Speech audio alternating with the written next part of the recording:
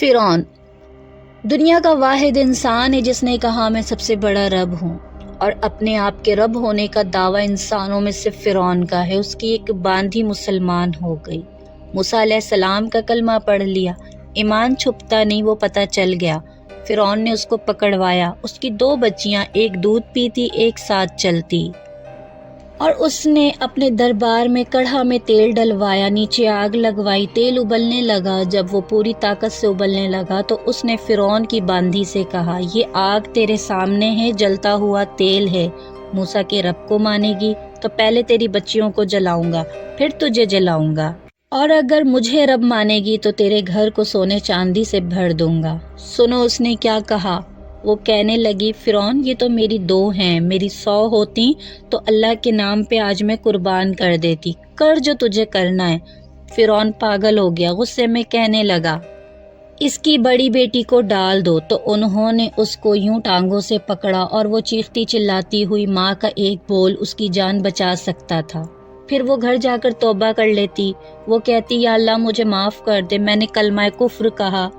اس کو ٹانگوں سے پکڑا ہوا ہے، اس کے ہاتھ نیچے جھول رہے ہیں، اور وہ اماں اماں بھی کہہ رہی ہے کہ مجھے بچا لو۔ ماں نے اپنی آنکھوں سے بچی کو تیل میں یوں ڈوبتے دیکھا، اور پھر وہ ابھری جیسے مچھلی تلنے کے لیے مچھلی جیسے تیل میں ڈالی جاتی ہے تو اوپر آ جاتی ہے، تو وہ ایسے بلبلے اٹھ رہے تھے۔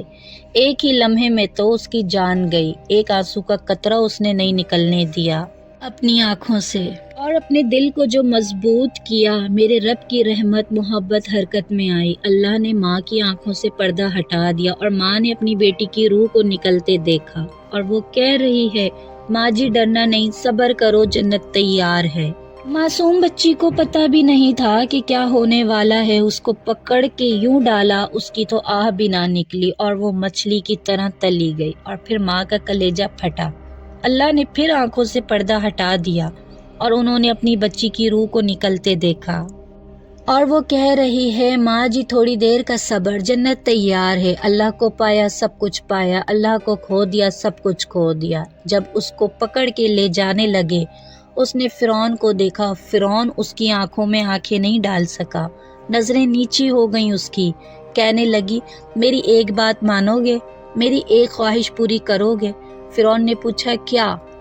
کہنے لگی، جب میں بھی جل جاؤں تو میری اور میری بچیوں کی ہڈیوں کو اکٹھے دفن کرنا، باہر پھینک نہ دینا، دفنا دینا۔ فرعون نے کہا، تمہاری یہ خواہش پوری کی جائے گی۔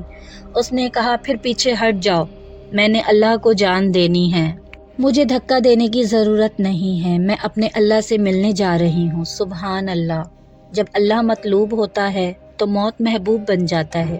وہ چھلانگ مار گئی، اللہ اکبر کا نعرہ لگاتی ہوئی، ہڈیاں ادھڑ گئیں، گوشت ادھڑ گیا، ہڈیاں باقی رہ گئیں۔ فرعون نے کہا، ایک ہی جگہ ڈال دو، سب کو دفن کر دو۔